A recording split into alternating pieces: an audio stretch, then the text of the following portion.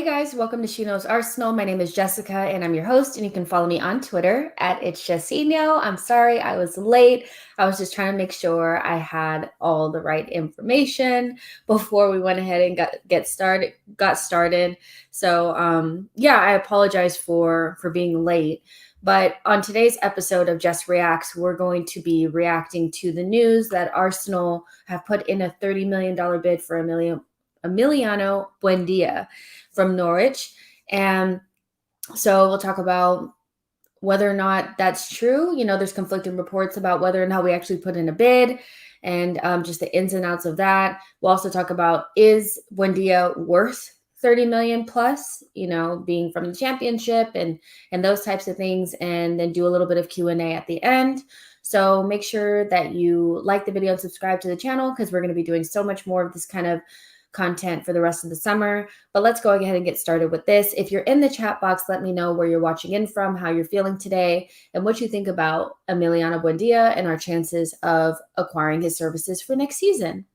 So let's go ahead and get started. So yesterday afternoon, reports started to kind of surface that Arsenal had put in a $30 million bid for Emiliano Buendia.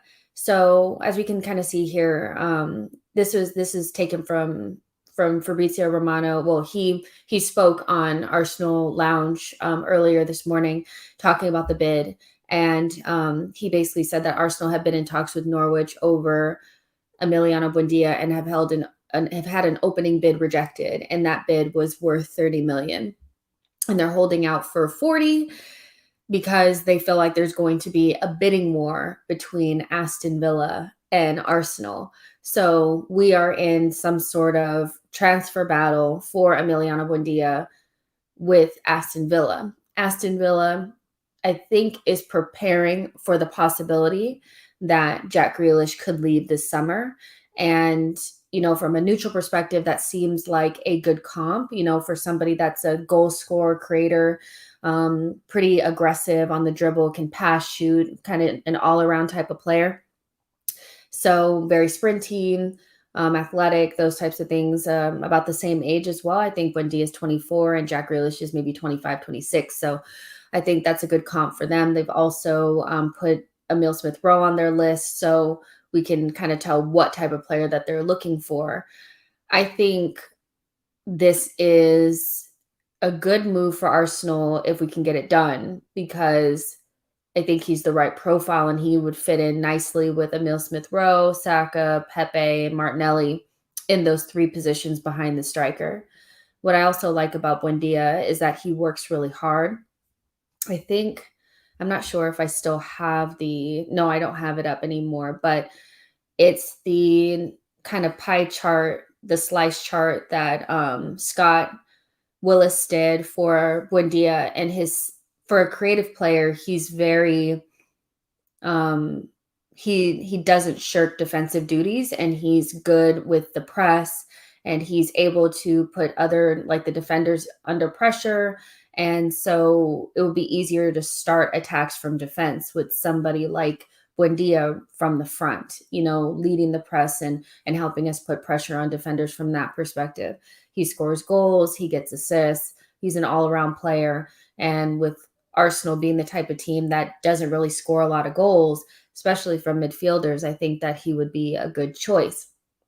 Now, if we're in some sort of transfer battle with Aston Villa and we really want Buendia, I think we have to go ahead and get him, from a perspective of like sometimes you just have to show the other team that you're a bigger team. And the last thing we want to do is lose some sort of battle to Aston Villa, a team that I feel like if we make the wrong moves will be in and around us or better than us next season, to be honest, because they seem like they're doing all the right things. So getting Buendia and showing smaller teams that we're still bigger than you, I think is kind of important, maybe just to me, but I think it's important. So there's also reports that there has been a bid made has maybe been a little bit premature. So this says that from BBC Sport, Arsenal, Aston Villa, and a European club are interested in signing Buendia. there have been reports of bids being made for Buendia, but they are thought to be premature. But it looks like the interest in Buendia is heating up a lot. So he's going to be a player that's going to get a lot of attention. And for me, it's important for us to go ahead and get this deal done prior to the Euros if we possibly can, because after that, if he has a good campaign, what is that going to look like after? Right now, we're looking at bids of 30 million potentially being rejected and Norwich wanting to hold out for 40 million. If he has a good European campaign, what are we going to do after that? And I think at a certain point, we would be priced out. So I think it's important to make sure that our intentions are known and to get it done as quickly as possible. Whether or not the deal is whether or not we're putting bids in or not, I think at least being interested and being in contact with the agents and then with the player is a good sign that we're looking to get this done. So let me see what you guys are saying in the chat box here.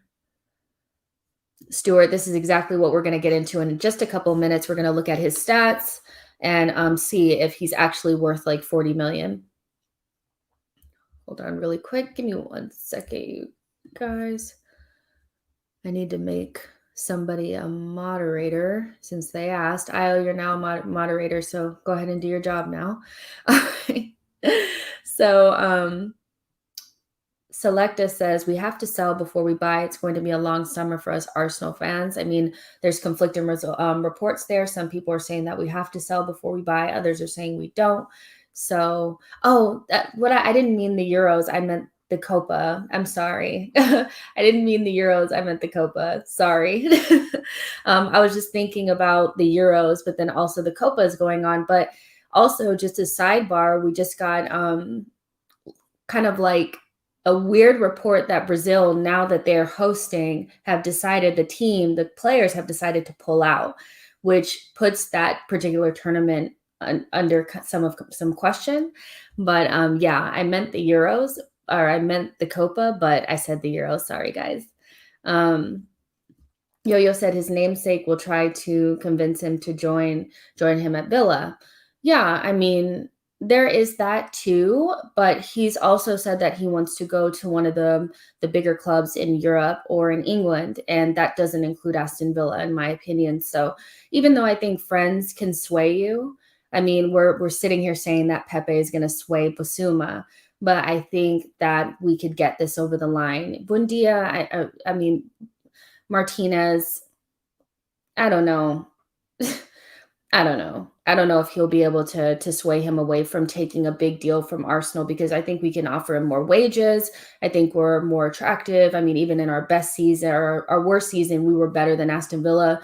They were lower than us. So I'm hoping that those things come into play. Olivier says Aston Villa with Grealish across Buendia, we need to overbid them. That's exactly what I was saying. It's just also you want to weaken your opposition to teams that are going to be in and around you.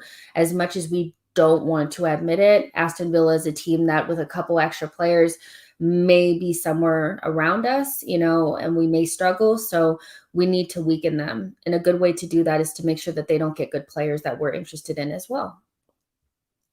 Bulgarian says, do you think Arteta wants him as a 10 or an attacking 8 in a 4-3-3? Honestly, I'm not sure, because I'm still not convinced that we're going to move to a 4-3-3 next season.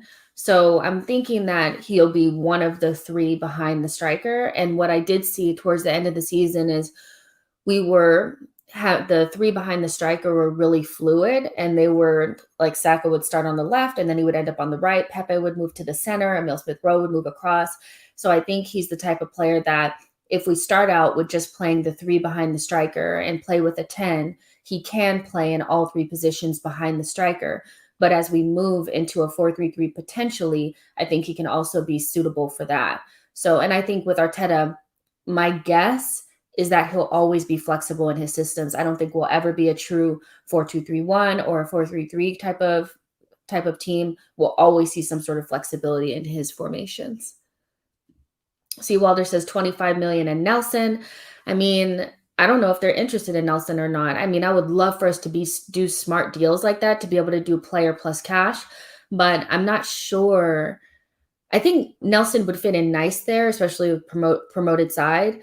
But I'm thinking that they'll want the money because Nelson hasn't really proved it just yet. And if they're going to lose their best player, I'm sure that they would want as much money as possible to replace him. So I'm not quite sure, but that would be a smart deal if we could do it. Eddie says Aston Villa won't get Buendia. Arsenal are gargantuan. I hope so. Io says Buendia, I am sure, would also like to play Champions League football in 22-23. Yeah, for sure. I mean, if we could get there. But I think there's teams that did well last season that may not be as good this coming season. Aston Villa may be one of them. I think they're good, but depending on how much better the teams that are above us and us get, we may overtake them. And if they lose Grealish, I think they'll lose a lot of momentum. So if I'm Buendia, I'm looking at it like I'm coming to Arsenal, but I'm also an Arsenal fan. So I don't know. I cannot see him choosing Aston Villa over us unless we just don't overbid Aston Villa, which we should. We should be able to at least offer him more wages. Delando says, we need to stop penny pinching. Norwich wants 40 million. Buendia is definitely worth that much. We should just pay it and get this done. Now, William is saying that 40 million is way too much. So let's talk about this. And don't forget, there's about 50 of you guys watching right now. Make sure you like the video and subscribe to the channel. And so now I want to share my screen and share something different. So let's get this up. You guys can see that. Nice little picture of Emmy right there. All right, so let's just talk about the player just a little bit, right? So we know he's coming from Norwich.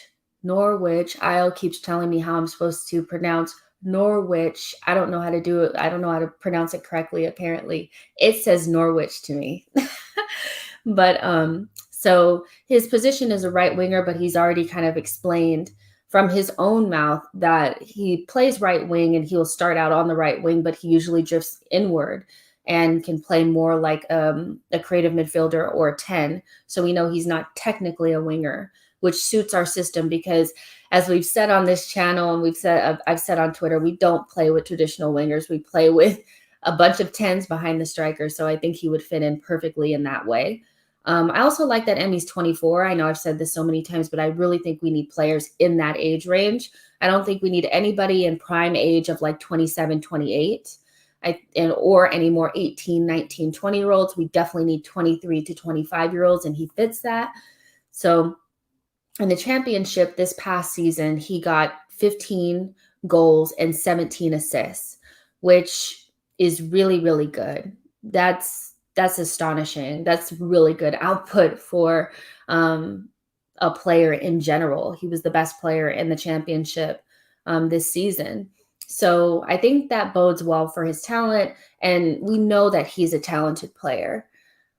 I think the question becomes, like, when we start talking about, is he worth that, right? His transfer market value is about, let's say, 25 million, and 30 million doesn't seem like it's going to be enough, right? If you're in a bidding war, you have to think that you're going to have to pay more. But we're talking about the difference between paying 30 and 40, which is great. That 10 million is a lot to jump up to. Let's go back to 2019-20. Okay. So this is when Norwich was in Norwich, I'm never going to get that right, was actually in the Premier League, right? So then he scored 1 goal and had 7 assists. So we can see that the difference is vast. Like, it's very, very different. His output in the championship is significantly better than his output in the Premier League. Norwich was by far the worst team that season, though, as well. And I wish I had pulled it up, but you guys could go back and look. It's kind of like a little table. I've seen it on Twitter several times that even though this is what is recorded as what he was able to accomplish in the Premier League with Norwich 2 seasons ago, his chance creation for that season was actually up there with Bruno Fernandes and Jack Grealish, which is extremely high. So he created a lot of chances, but he didn't get a lot of assists, as many as he got in the championship, maybe because his team just wasn't performing well. So its underlying metrics say that in the Premier League, he was able to create a lot of chances, but somehow they weren't able to convert those into goals, which says to me that they didn't have the right players, and he was still a good player in the Premier League, even though it doesn't show it with his statistics here. And when the team was more confident and they were playing better, obviously they were playing lower level competition, he was able to have a better output. So take that how you want to take it. Every single transfer is going to be a risk. I think there's very few transfers that you can say with a shadow of a doubt is going to be a home run. I think Basuma is as close as you're going to get to that. I could say, like, I don't think he would fail at Arsenal because there's too many factors that just lead to him being just a home run. With Emmy being from the championship, there's definitely a bit of risk there. But there's still a risk with somebody like even like Awa. And there's definitely a risk with somebody like Odegaard. So I think it's just whether or not you think they have the profile and the characteristics that you're looking for, which that looks like it is. Anything to me over 40 is out of control, but because he's an in-demand player from a team that's coming up from the championship that doesn't actually have to sell him, I think 40 million is about as high as I would go. It's not ideal to pay that much, but you'd be paying over that for Odegaard. And so I think for a good attacking mid player, that's about what you're going to have to pay anyway. So in regards to like, is he worth that? I would say based on those also factors of they don't actually have to sell him, we're probably going to be in a bidding war. Those types of things add on to the fact that we're going to have to pay more. So there's definitely that. I mean, you remember that last summer, we're being quoted 50, 60 million for Awa. Now that, Lyon is forced to sell and there's not as much demand for Awa, now they'll take 25 million. So some of that comes into play, and maybe Arsenal can take that as, maybe a learning opportunity to get players when before, like we probably should have gotten Emmy a season prior. We probably could have got him for less, like when they were actually going down. So that's just how I kind of think of it. I think 40 million is the most that I would pay, but I know some people wouldn't want to pay that much, and I understand that. Let's see what you guys are saying in the chat box. G says anything above 30 is a lot in my opinion. High C says if Basuma is worth 40 million, Buendia cannot be worth that. That's the championship tax, and we have no experience in the board to realize that. Mohammed said it's pronounced Norwich. That W is there. So I'm Norwich, but I get it. It's Norwich. Norwich. It's so hard to say for me. Bowie says, I'm sure his missus would rather live in London than Birmingham. That's true. Yo-Yo says, stats are misleading. Were these chances of any real quality, or were they simply passes into the box to the final third? I'm not sure. That's a good point. High C says, why have we stopped poaching League One? Traditionally, always been many, many gems there. I mean, it looks like we're looking at players that are in League One. Like, we're still interested in Awa. So, I don't know. I think what you can see from the links that we have to players like Buendia and players like Basuma, even Burge, is that we're interested in players that have played in the Premier League before. So I think maybe they're looking at it from the perspective of the Premier League is a very physical and difficult league to play in. When I watch League One, even though they have so much talent, the players tend to struggle when they go from that league to Arsenal. Case in point, Pepe. So for me, I think because we're in such a high stakes situation and we need to improve rapidly, I think they're trying to take out those unknown factors, those risks that we were able to take, a couple of years ago. We're not able to take them because we've fallen so far off. So maybe the club just thinks Premier League proven players is a better bet for us. And then I also think they can get they know the physicality of the league. For me, the Premier League is so much quicker, it's so much faster.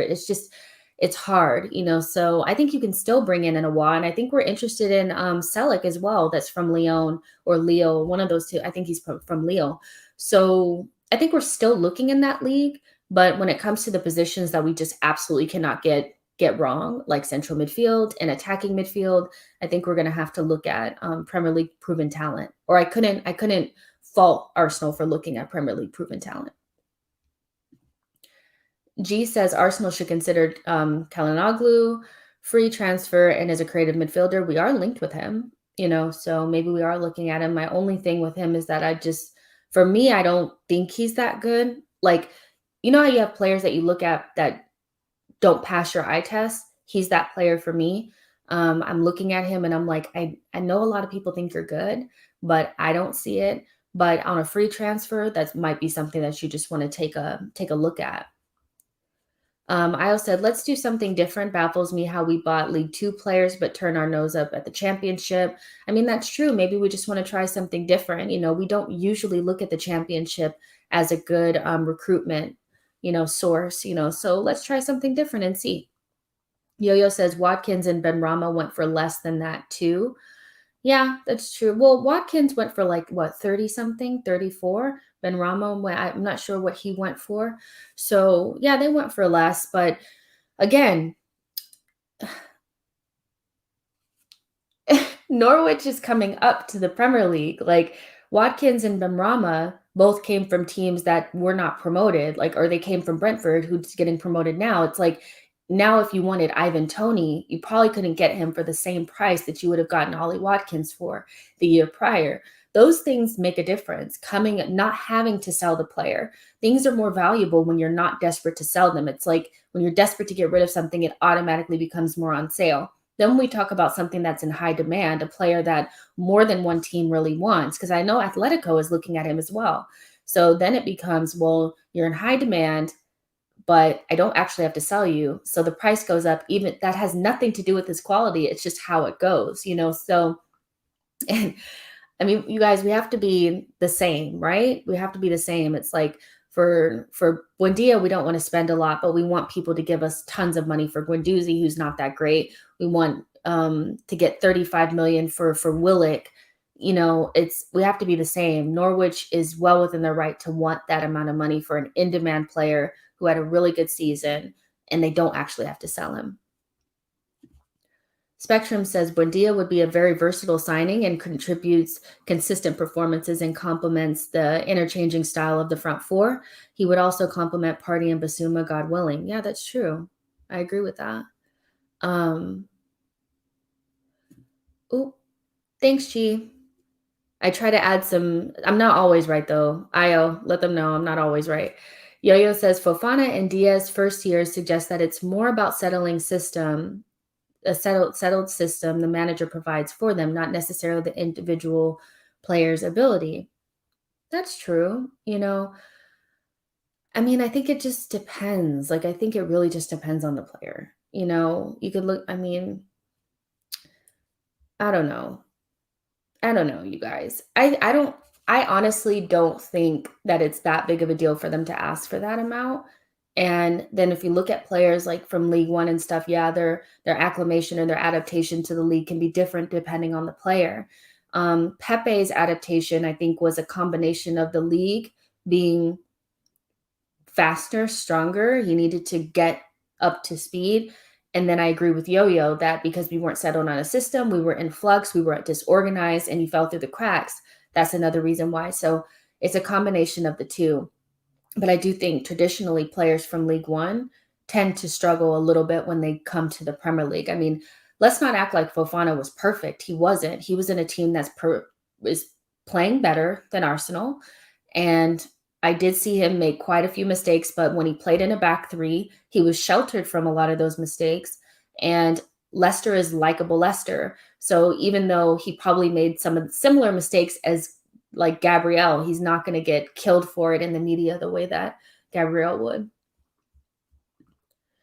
G says, are you worried about Buendia being at a bigger club? Because he's the main man at a smaller club, and being at a club like Arsenal might be overwhelming. it's another risk. Like I said, every single transfer is a mistake, like is a risk.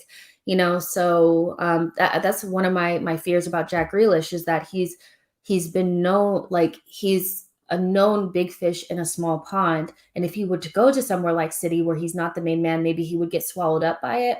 And then if you look at it, especially with Arsenal under the pressure that we're under, I think it might be difficult. But at the same time, if we can provide a good environment, which is something that I always talk to me about many times, is that it's up to the manager to create a winning environment, a comfortable environment for their players to succeed. That's something Arsenal and Arteta have to work on. And if they can do that, I think the players that they bring in will have better first seasons. Whereas Partey and Gabriel, Saliba, Pepe, well, not really Saliba, but the players that we brought in have had a difficult time getting used to playing for Arsenal. Stuart says, I suppose if you really want a player, you pay up. I'm confident about this one. I hope so. I mean, if we want him, we'll get him.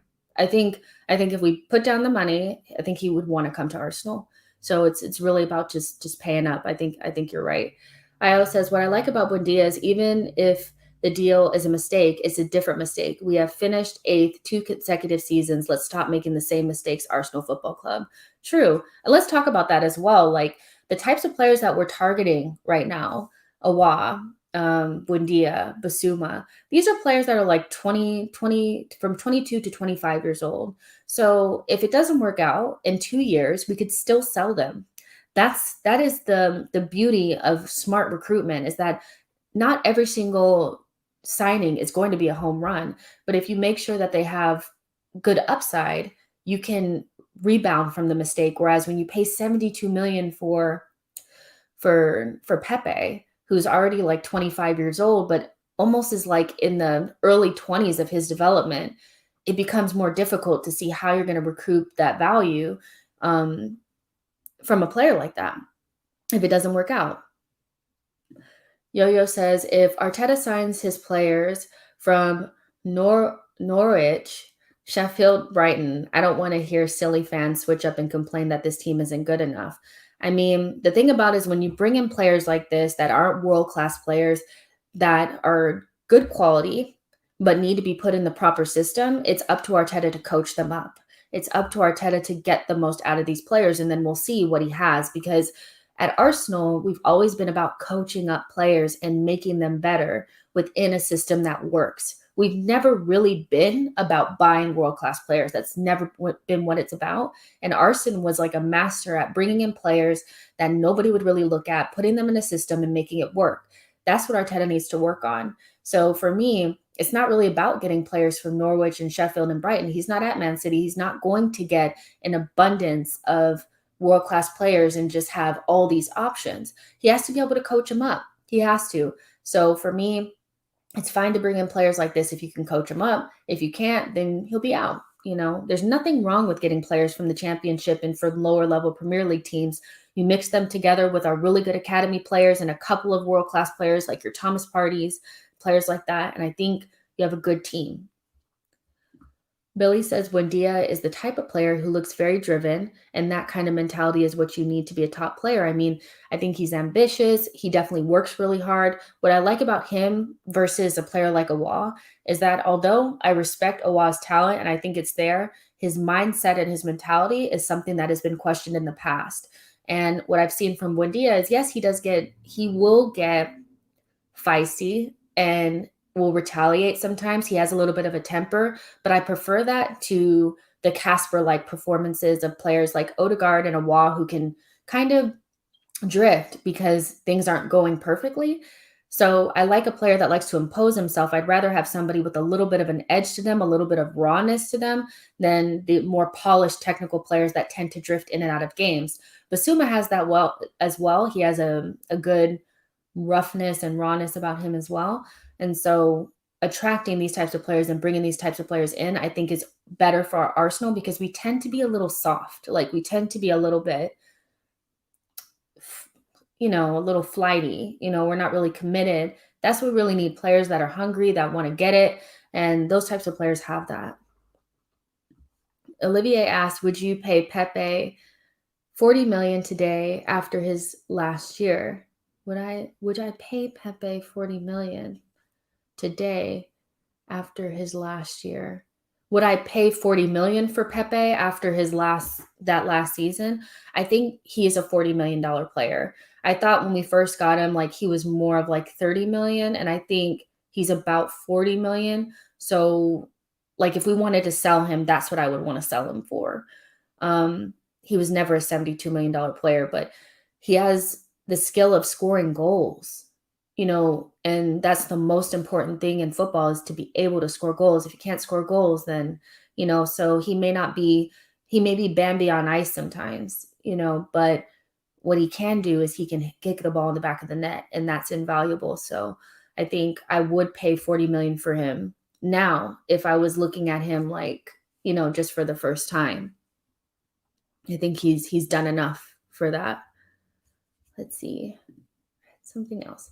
Oh, so I just wanted to mention this before we get off for today, is that there are reports also that Odegaard and Ceballos will both be staying at Real Madrid for the next season.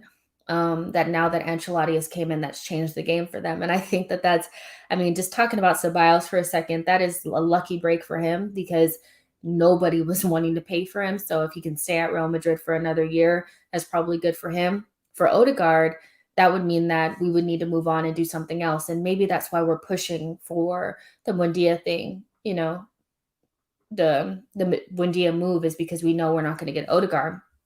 I think it's so funny how fast we cooled on him, but I think as a fan base, we kind of realized that as talented as he is, not everybody is suited to the Premier League. And because he's so similar to Ozil in that way, where he's extremely talented, but he can float in and out of games, I think we need to change the profile of our attacking mids into players that are a little bit more closer to Buendia than, Ozil. We need a little bit more Alexis and a little bit less Ozil. We need a little bit of that energy and that fight and that passion. So I'm actually okay with the Odegaard thing. If he stays there, I think that's best for everybody. I don't think we should pay 50 million for him, and hopefully, we can just move on with Buendia. Let's see. Walter says, I agree. People say he can't do the hold-up play, but I think he doesn't have to. One touch and spin and defender type stuff instead. Yeah. Chowdhury says, it's not a question of quality here, Jess. It's a question of where the player can play. Zones and positional sense is what is needed for success, and Awa does that better. Well, that's something that we can probably can debate.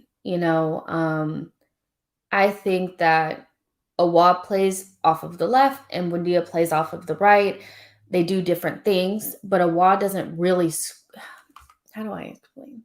Buendia is more of a goal threat, whereas Awa is more of a facilitator. I think Awa is a better dribbler, but Buendia gives you a little bit more fight and a little bit more passion and energy. So it just depends on what you like.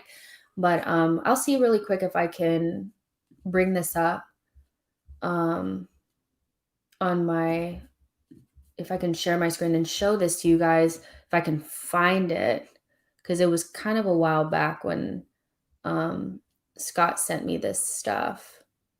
Hold on, if I can find it really quick. You guys are seeing all my DMs and stuff, but I don't have anything to hide, really, to be honest. Let's see. Okay, so this is, we've already kind of seen this before, but I just want to show you guys this again because I do have it. So this is they call it like the splice for Buendia, so you can kind of see where he shines and where he doesn't. So he's really good in the offensive third, but he also has that X factor here with the tackles and interceptions and block passes, ball recoveries.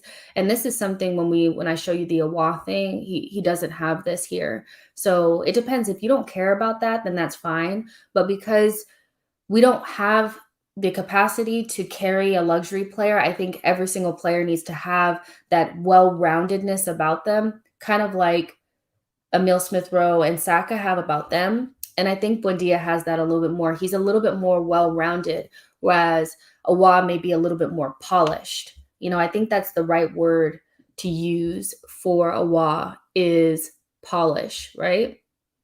So here's Awa's, right? So he has a little bit more of the open play shots and the non-penalty XG, the open play expected assists, key passes. So the final third is where he thrives. But this here, the ball recoveries, the interception, block passes, tackles, pressures, he seems like somebody who, if we're in a little bit of a rough spot, he's not going to help us.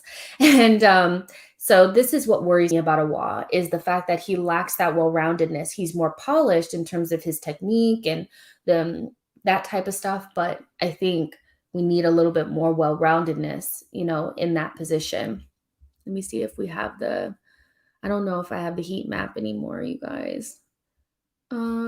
No, I don't have the heat map. I had it before, but I don't know what happened to it. So I just wanted to show you guys that really quick, that there's a little bit more well-roundedness to Buendia.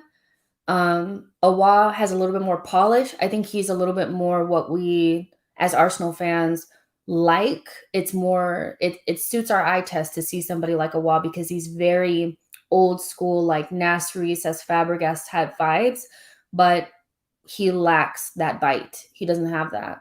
And I think they both take up good positions, albeit on separate sides of the pitch. Awa tends to be a little bit more deeper on the left-hand side. He can play a little bit further forward, but he tends to be a really good ball progressor. He's a good dribbler coming off the left-hand side. Buendia is a little bit more an operator on the right that likes to float towards the middle. I think either one of them would be a good addition. I would prefer if Arsenal had the capacity to get both.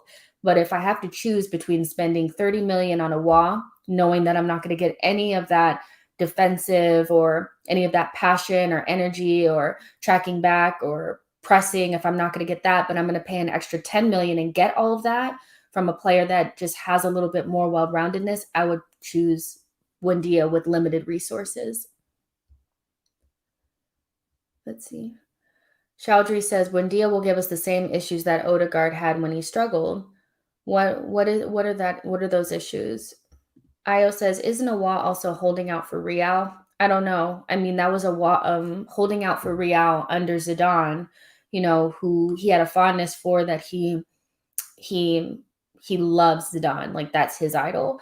Zidane is no longer there. So, and I think Real Madrid has a huge rebuild on their hands. So are they going to be looking for Awa? Are they going to try to get somebody like Haaland or one of the bigger name players out there? Joe says, the key thing with Buendia over Odegaard is his goal contributions. People talk about our lack of goals from midfield, and for me, the cause of this is the lack of goals from the number 10. Buendia fixes this. Olivier says, box top. Okay. Io says, oh yeah, true. Chowdhury says, Buendia is going to play centrally and drift into the right half space, which will clash with Saka, whereas Awa will drift into the left half space and give us balance. I mean, Awa plays that same position basically like the way Emil Smith-Rowe plays it, with a little bit less of like Emil's athleticism. So I get what you're saying, but I think the issue really with Odegaard is he's left-footed. His issue is when he got into the left half space, he really couldn't maneuver and get to the byline and cross or do anything different, because his whole thing was, I need to switch it on to my left. When you have Pepe trying to get it on his left, you have Odegaard trying to put it on his left, you lose a lot of time because you can't do quick 1-2 touch passing. With Buendia, because he's two-footed, which is what we really don't have in the squad, we really don't have a lot of players with two-footedness. I think that would be okay. He can also play just in that wide position. So if you wanted to play Saka on the left, you could. If you wanted to play Pepe on the left, you could. So I get what you're saying, because maybe the position that we need to be looking at is that left position, because we have a lot of different people that play off of the right and float into that right half space. But I think it's fine because he has 2 feet. Odegaard was killing us because him and Pepe were dying to get it on their left foot, and it was hard to watch. You guys keep putting this word out here. Billy says Awa is what you call a rumduter in German football. Does anybody want to give me the definition of that? Because I've seen it several times in the chat box and I would like to know what that is. Seawalk says, Buendia doesn't track back and he plays right wing at Norwich. He'll push out ESR and take Saka's place. Awa is way better. Well, his numbers would say otherwise, whether he contributes defensively. Whether or not he's asked in the Norwich system to track back is a different question. You know, sometimes some players don't have as much defensive responsibility because they're their offensive players. They may be their outlet. So I don't really know. His defensive numbers would say to me that he doesn't shirk his defensive duties. He won't really push out ESR, I don't think. We also have to remember that ESR doesn't need to be playing every single game. One of our biggest issues is that we have two 19-year-olds that are playing too many minutes. So if you're telling me that this is somebody that will rotate with ESR, I think that this is a good thing. I think this is a good opportunity to bring somebody in who can let Emil Smith-Rowe rest. Will he take Saka's place? I don't know how he takes ESR's place and takes Saka's place at the same time. I mean, I don't really know. If you just like Awa, it's okay to just like Awa, but I think the points about Buendia don't really make sense to me because I don't see him taking Saka's place. I can see him playing in the 10 position. And if that means he's rotating with ESR, that's perfectly fine. Unless you want to see Smith-Rowe, Saka, and Awa on the left-hand side, then I get that. But it's okay to just, if that's who you want and you think Awa's better, then cool. That's fine. Let's see. I saw it. You guys told me. Noel said, I think it's space interpreter. Okay. It's the Mueller role, consistently looking for space in the final third. So this came up when we were talking about Willick, I think, that he is one of those types of players that just floats in behind the striker. It's funny because we were linked again with Moussa Dembele this morning, and I went to go look at more compilations because I couldn't remember what I thought about him. I knew I wasn't super impressed, but I wanted to see. So when Dembele was playing with Awa, you could see Awa was always playing off of him and they would play themselves into space. And he was kind of just like floating around Dembele. So if that's what you're saying, that he likes to find the space and he plays off of the striker kind of thing, I can see that, especially off of the left-hand side too. So yeah, I like Awa, you guys. If we got Awa, I would be fine with that. You know, I just think we're mostly talking about Buendia. I haven't seen any real links to Awa, but take this as you may. But Fabrizio Romano was saying earlier on the Arsenal Lounge that Basuma is a target for us. We like him, but we're looking for an option different to Basuma, but closer to Danny Ceballos. Solve that riddle. I don't know what that means, but for me, it sounds like Awa to me.